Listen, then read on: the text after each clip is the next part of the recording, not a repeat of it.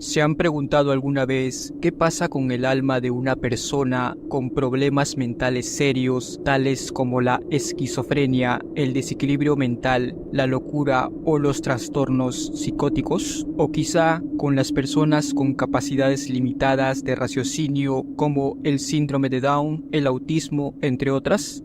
¿Qué nos dice la religión al respecto sobre la manera como estas almas serán juzgadas cuando dejen este mundo? Y es que este tema lo trataré desde la perspectiva religiosa. Imposible no tomarlo por ese lado, ya que el concepto del alma y la vida después de la muerte o bien es religioso o bien es místico. Existe un aparente vacío doctrinario en la religión cristiana en general sobre esto, partiendo del punto de que en la Biblia no se toca este tema de manera puntual. Las explicaciones vienen más que todo de interpretaciones hechas a título personal.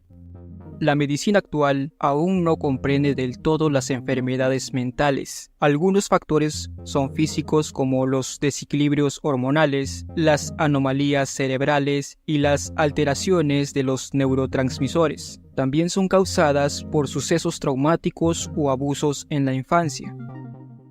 Según el punto de vista religioso, las almas en general son totalmente conscientes, tienen inteligencia y responden con coherencia. Las almas son literalmente nuestra personalidad y esencia. Ejemplos de estos hay muchos en la Biblia, donde las almas de las personas respondieron a preguntas lógicas y se expresan con total fluidez, como lo haría una persona viva.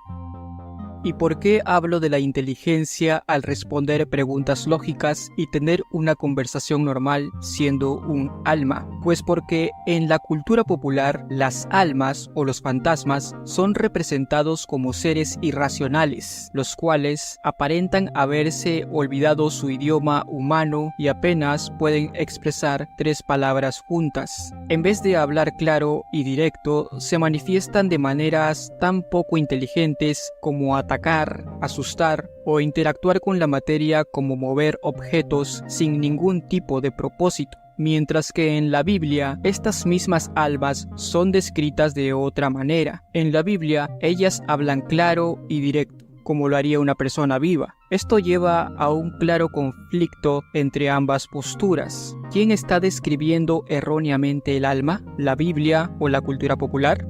Con respecto a las enfermedades mentales, entonces me pregunto, ¿es que acaso el estado físico de nuestro cuerpo afecta nuestra alma? ¿El alma de las personas que padecen graves enfermedades mentales está atada a sus respectivos cuerpos de manera consciente? Y hasta me atrevería a preguntar, en los casos más extremos, un caso de demencia total e irreversible, ¿existirá acaso un alma alojada en dicho cuerpo? ¿O solo se trataría de un recipiente vacío? ¿Se imaginan ustedes que en este mundo existan personas sin alma? Cuerpos andantes vacíos que solo responden a estímulos básicos y se manejan por mero instinto, pero que dentro de ellos no exista humanidad, no haya una identidad, no exista un yo.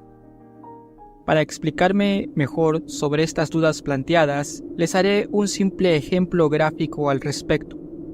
Tenemos a 2 personas, una sana y la otra enferma. La persona de la izquierda es una mentalmente sana, mientras que la derecha es una con graves problemas mentales. Así que siguiendo la lógica que nos da la religión, vamos a separar el alma de esta persona sana y la pondremos a un costado. Tengo que aclarar que este individuo está vivo. Simplemente separé su alma para aislarla de su cuerpo físico para que no influya en el análisis que le haré. Aclaro esto porque si estuviera muerto, las reglas del juego cambiarían totalmente y alteraría el planteamiento al cual quiero llegar por el hecho de que esta conexión entre el alma y el cuerpo desaparecería totalmente. En términos de la metafísica, me refiero al cordón de plata. El cordón de plata es el hilo que une el cuerpo astral con el cuerpo físico, el cual se rompe cuando la persona fallece.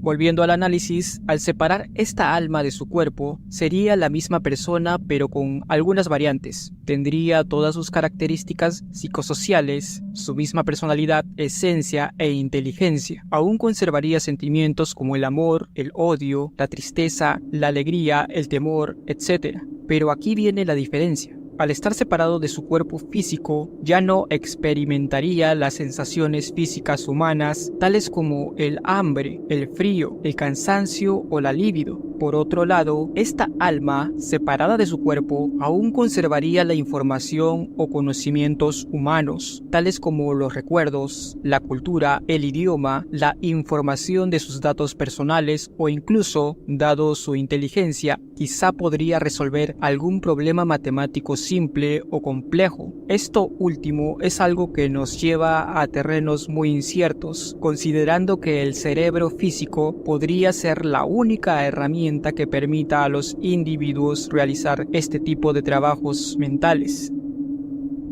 Por cierto, y haciendo un pequeño paréntesis a todo esto, tenía que mencionar que me parece absurdo aquellas leyendas urbanas donde el supuesto fantasma se la pasa dando golpecitos en las paredes, soltando quejidos en las madrugadas, moviendo platos y cubiertos, prendiendo y apagando luces o artefactos eléctricos. Todos estos comportamientos nos darían a entender que dicha alma ha perdido toda su capacidad intelectual, reduciendo el propósito de su existencia a realizar este show circense para asustar a los pobres vivos. Nunca le encontré ningún sentido a esto, es hasta ridículo.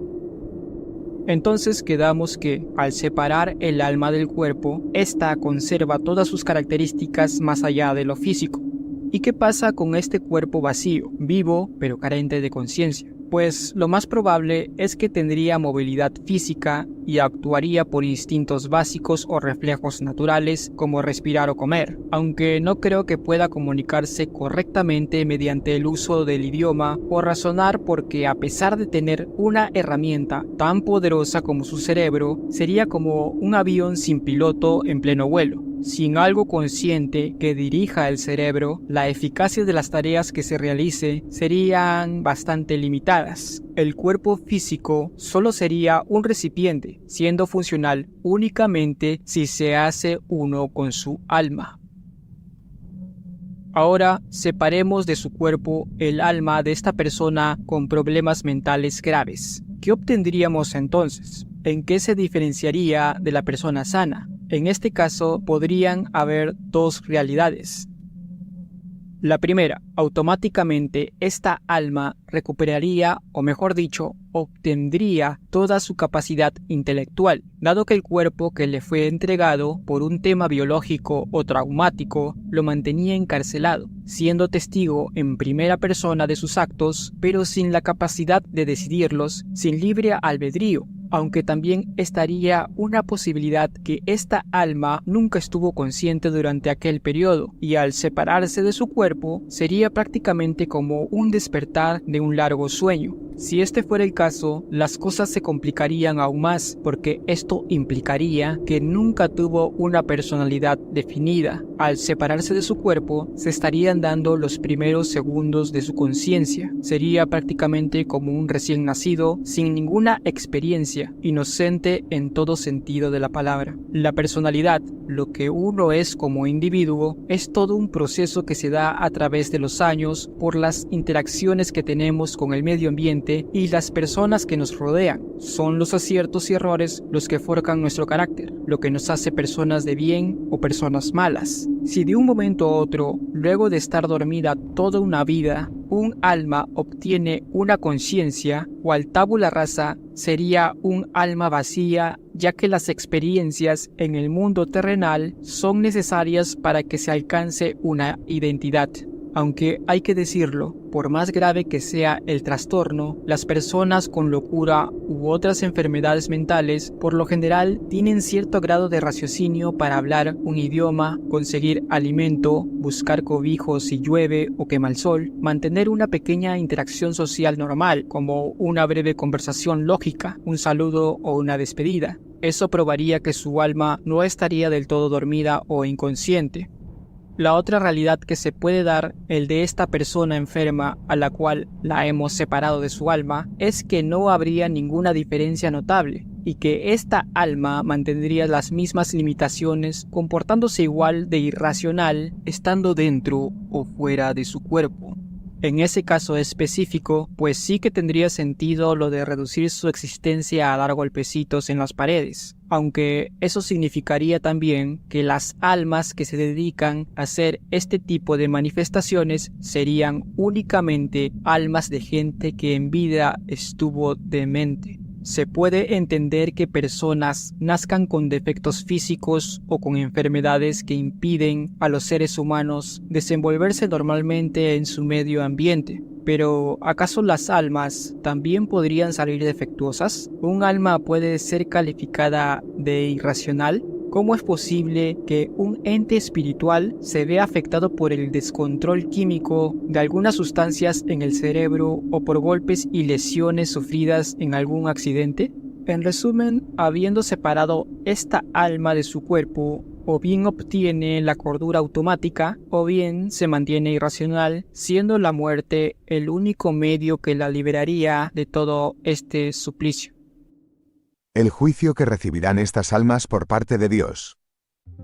Con respecto al veredicto divino que tendrán estas almas cuando les toque dejar este mundo, o cuando llegue el día del juicio final, ¿cuál será su destino? Ninguna persona está exenta de padecer alguna enfermedad mental. Se sabe que estas graves deficiencias mentales los imposibilitan de diferenciar lo bueno y lo malo. Los relega de su libre albedrío, impidiéndoles discernir sus actos practicados en vida. En la Biblia se menciona varios pasajes de personajes que sufrieron enfermedades mentales. Algunos fueron sanados como Nabucodonosor, aunque no cuenta exactamente cómo Dios procederá en estos casos cuando la persona fallezca. Aún así, entre los diferentes grupos cristianos hay un consenso al interpretar que estas almas serán tratadas igual que niños, quienes no han alcanzado un nivel de madurez suficiente para ser juzgados. Los seres humanos seremos juzgados moralmente por nuestros actos practicados libremente y con pleno conocimiento de causa.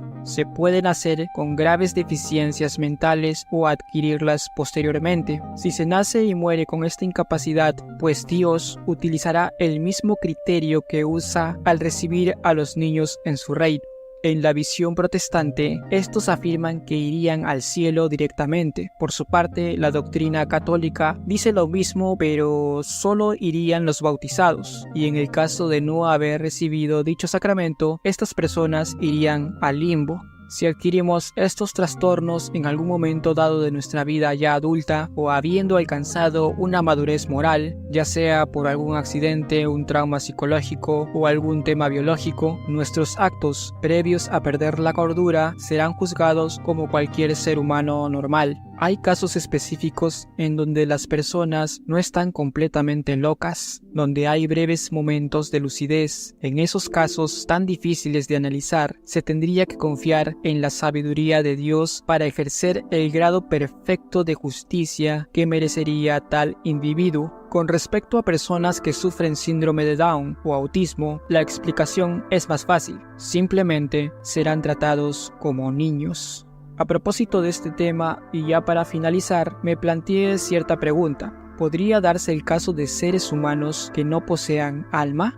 Aunque no se puede saber a ciencia cierta si un bebé nace con un trastorno mental, ya que en los niños más pequeños no se pueden dar todos los síntomas psicopatológicos por la inmadurez cognitiva que presentan. Si una persona sufre demencia desde su nacimiento hasta su muerte, ¿cuál hubiera sido el propósito de su vida en la tierra? ¿Era necesario pasar por esta vida terrenal sin la capacidad de ser consciente de su propia existencia? Es allí donde me planteo la pregunta de que si el cuerpo de un enfermo mental, en este caso específico, alberga en él un alma o no, porque en el caso de que así fuese, esta alma estaría viviendo atada de pies y manos, con la boca vendada, sin poder decidir, opinar o ejercer la libertad de poder mostrar su verdadera personalidad, su libre albedrío, cosa que de acuerdo a los propósitos que se supone tenemos las personas en esta vida, no tendría ningún sentido.